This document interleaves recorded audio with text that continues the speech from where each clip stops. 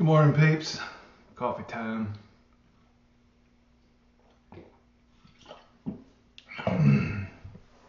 Yes, I chug my coffee. I chug everything. It's one of my lovely wife's. I don't know if I would call it a pet peeve, but she's like, "Can you not sip anything?" Nope, I can't. I never have. Always been a chug-a-lugger. So what is going on, sleepyheads? I have an internal alarm clock that wakes me up every morning around 3 a.m. no matter what time I go to bed. Every once in a while I get to sleep in a little bit later, but if I do get to sleep in, our lovely pets remind me that, hey, it's breakfast time.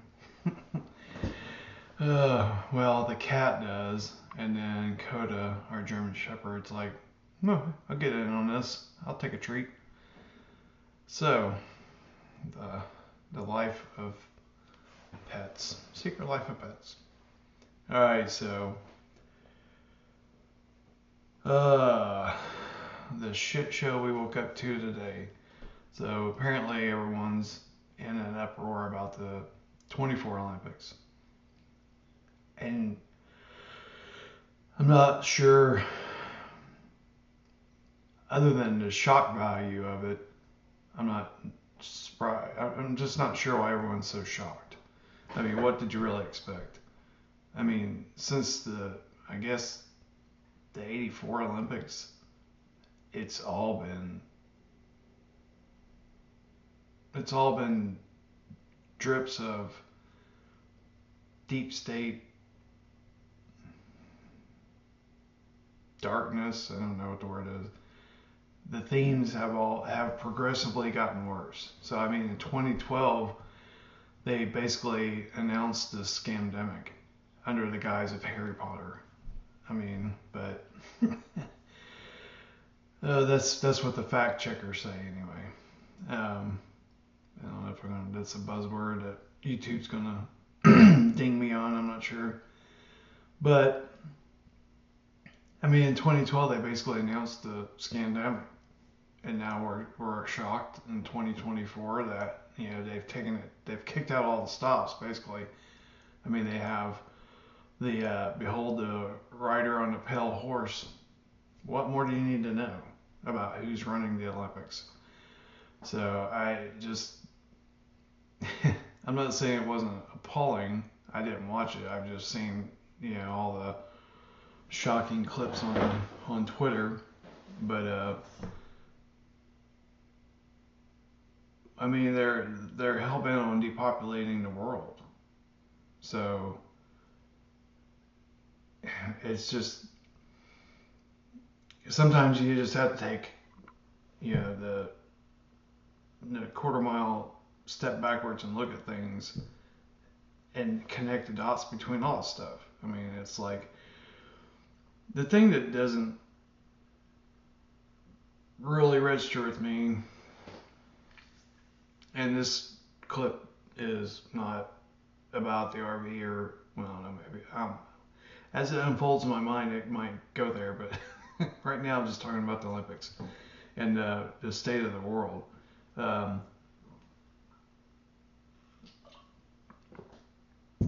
So we know that they are spraying us with chemicals. I mean, anyone who can look up to the sky and see straight lines that intersect other straight lines, and sometimes there's triangles in the skies, and anyone who could look at that and think that that's a natural cloud formation or a chemtrail. There's a difference between chemtrail and chemtrail.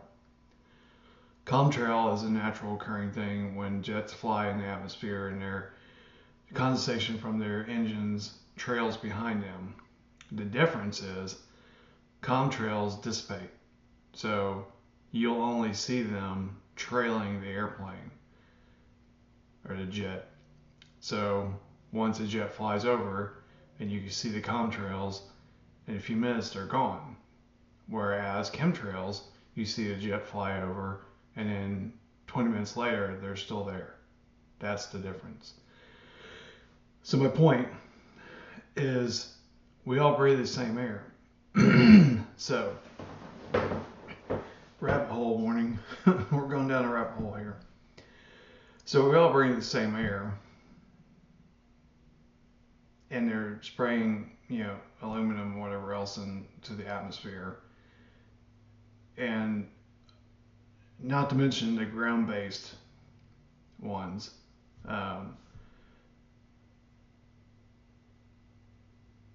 So we're all breathing that same air. So how is it not affecting the bad guys? Do they have some super secret vaccine that keeps them from being affected by it? I mean, I don't think so. I mean, and so are all the real deep state players underground? Have they already went to their underground bunkers? I mean, it really makes you wonder, because then they have filtered air and all this stuff. So if that's the case, then what's keeping them from taking it to the next level? I mean, other than the world's largest unofficial military residing in the United States, aka Second Amendment people. But if they're underground still, what's keeping them from wiping out everybody?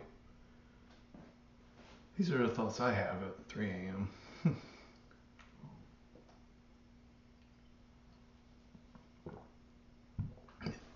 So, all the world is a stage. I mean, that's basically what we're seeing. So they, Yacht 2 or whatever the hell you say his name, the guy from Israel, shows up in Washington and they bust in all the actors. And then all the actors are given, instructions, graffiti everything, attack police officers. I didn't watch it. I know I refuse to watch that stuff. You can't help but see the clips on Twitter and all that. But I don't even have TV. I mean, I don't have cable. I don't have DirecTV. I don't have any of that stuff. We have internet and we watch old TV shows. And it's like, even the ones back then, it's like now that you're awake and you watch old shows, Person of Interest is a really good one. If you have not watched that series, you owe it to yourself to watch it, because it basically lays out what we're living in today. All these old shows were basically documentaries. I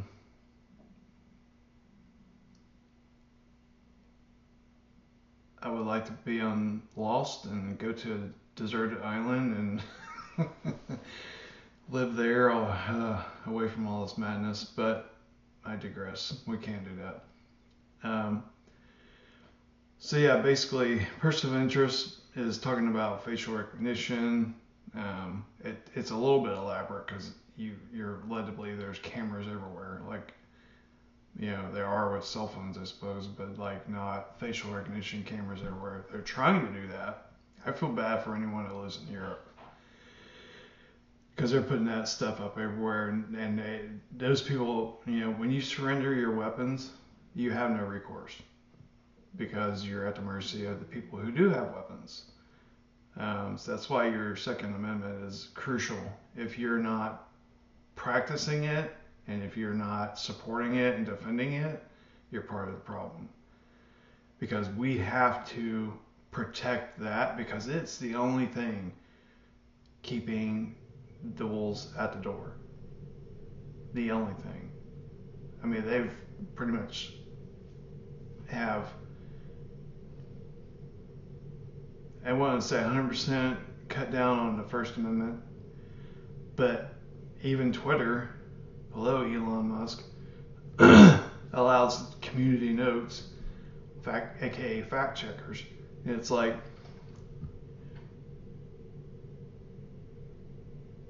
I mean, I don't know. I think it's just a source of irritation, because if I see something on Twitter and it has a community note, aka fact checker, and they're trying to convince me that what I'm reading is wrong, then I take it to heart that it's right, because they don't fact check lies. They don't fact check the narrative that the left and the deep state is trying to spin. They only fact check right-sided, right-wing stuff. So what does that tell you? They're only fact-checking things that are threatening to them. It's a bell that can't be unrung. The people are waking up, not as fast as those of us who have been awake pretty much for years, or if not all of our lives. They're not waking them up fast enough, but they're waking up. And like I said, it's a bell that can't be unrung. So it's just a little, what's the word I'm looking for?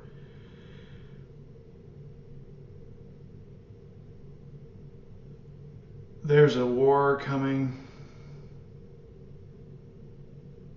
between those who love freedom and those who don't. And there's more people who love freedom than those who don't. I don't know how far the agenda is going to go. I know they would love to have some sort of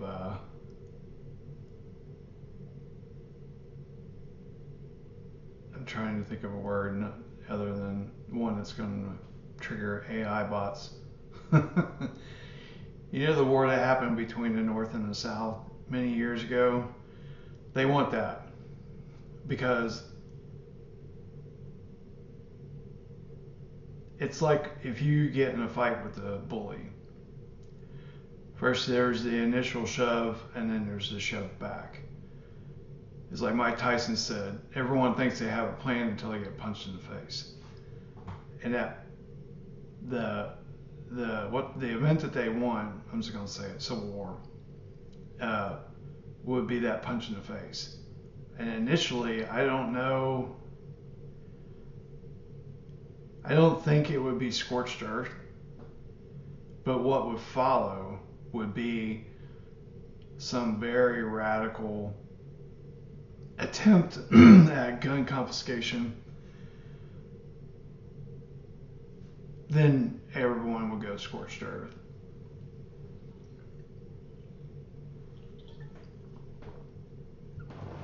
The new buzzword, or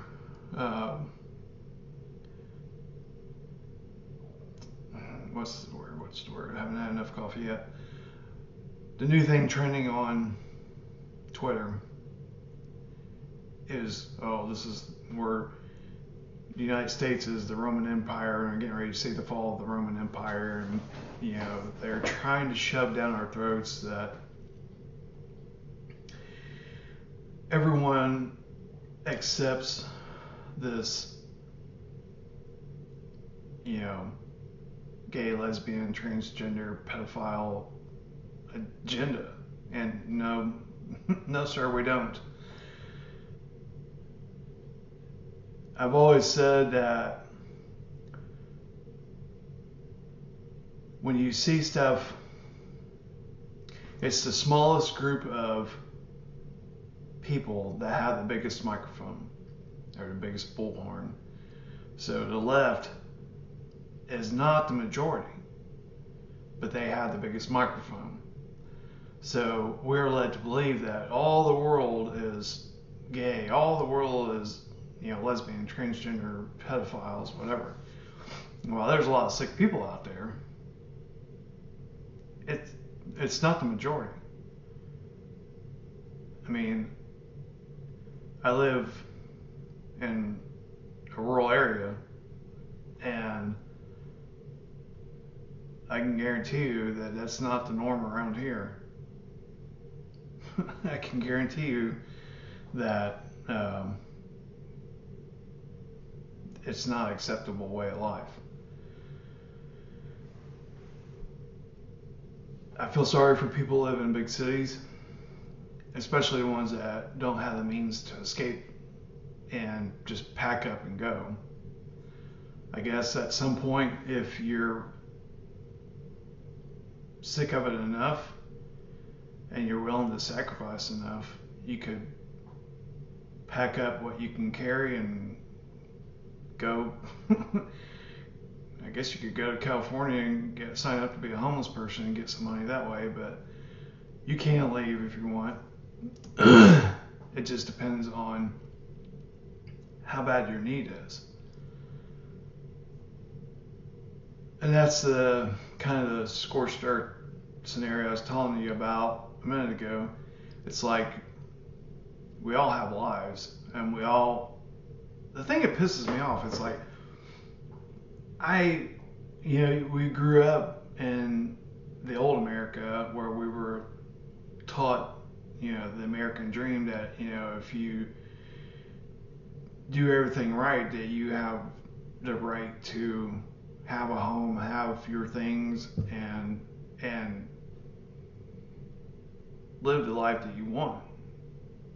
But now, with all this craziness that's come to light, it's like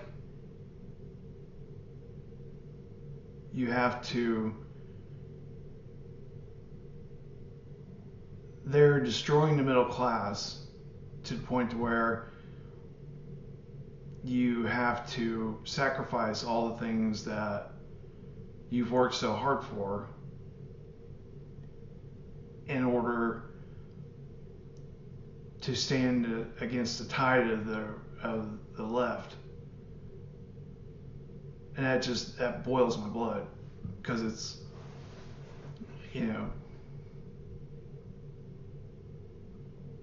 it's, you just see the memes that say, I miss the old America. And that's kind of what it boils down to. But is that even alive anymore? I don't know. And I guess this is kind of where we shift into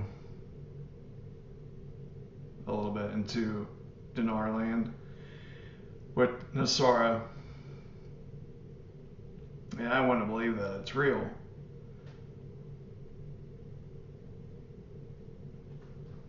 But is it?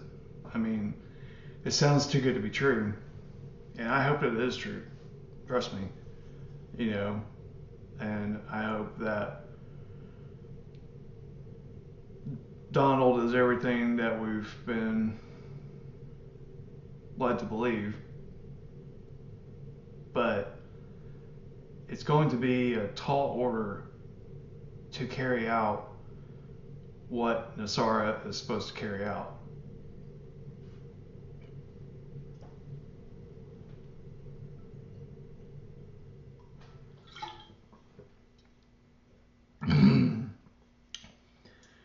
Need to add some rum to my coffee. No, really. I joke about that a lot, but I don't drink that much. I don't know.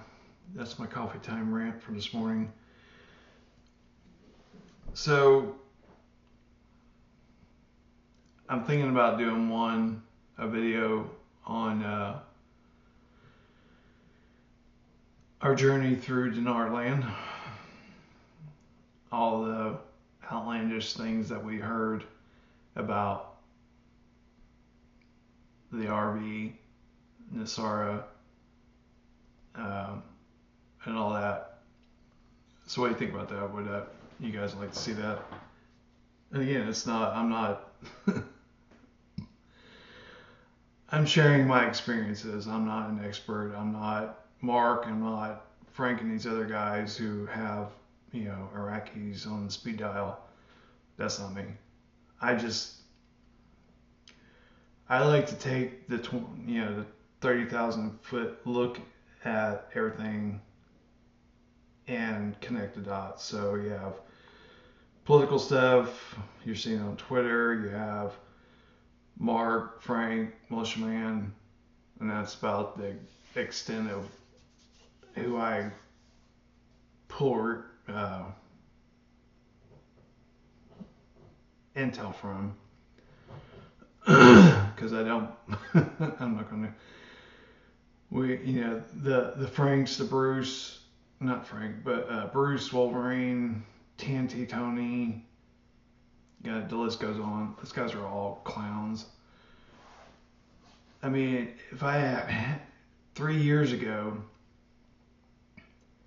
2 years ago, Bruce was saying Iraq revalued in country and they're keeping it quiet. I know this for a fact. Really?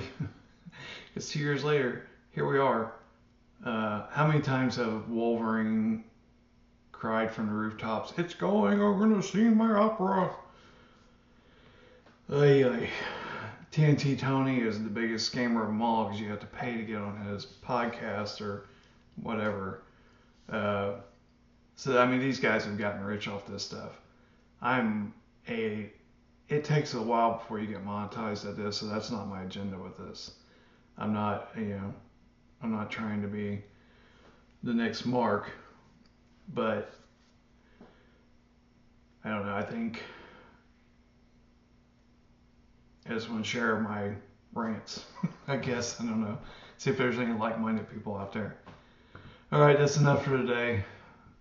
I gotta go refill my coffee. So we'll see what happens with Mark this morning and how much more of the clown world unfolds today. And then we'll see if I do another one tonight or this evening. So have a great Saturday. Enjoy your weekend. And let's hope Mr. C is right. And this is it. So peace.